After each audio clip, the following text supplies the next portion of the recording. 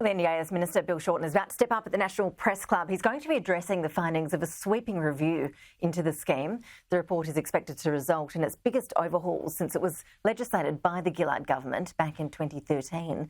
Our political correspondent Olivia Caisley joins us live now. Olivia, just give us a sense of the key takeaways before this kicks off.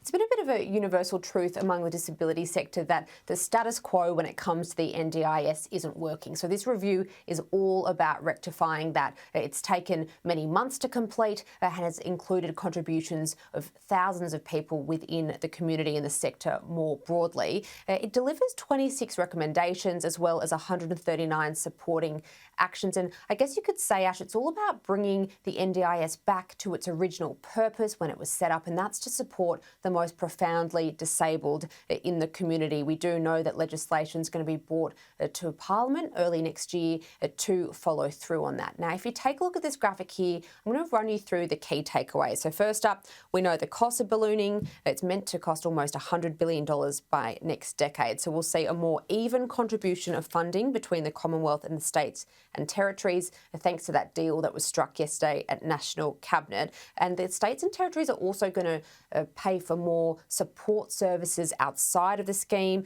and share the costs 50-50. And this is being described by senior government sources as a pretty remarkable deal. They're pretty happy with what the states and territories have agreed to.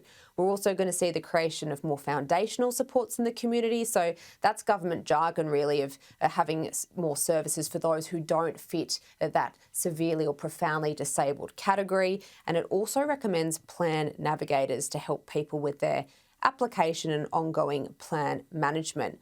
Martin Laverty, who is, or was, I should say, a key architect of the scheme, has welcomed the review today. Any criticism here?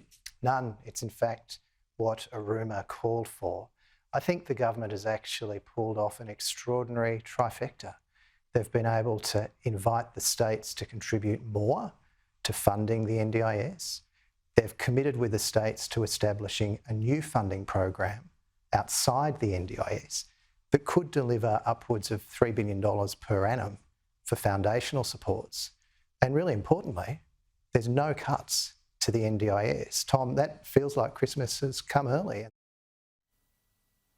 So this review was only made public this morning, but I think what we're going to see is a multifaceted response. I did speak to NDIS Minister Bill Shorten earlier this week, and he's also flagged that the government will move to introduce new regulation to essentially crack down on some of this price gouging we've been seeing from dodgy providers. And they also want to see a stop to the so-called wedding tax, which is seeing NDIS participants pay a lot more for the same services used by other people in the community.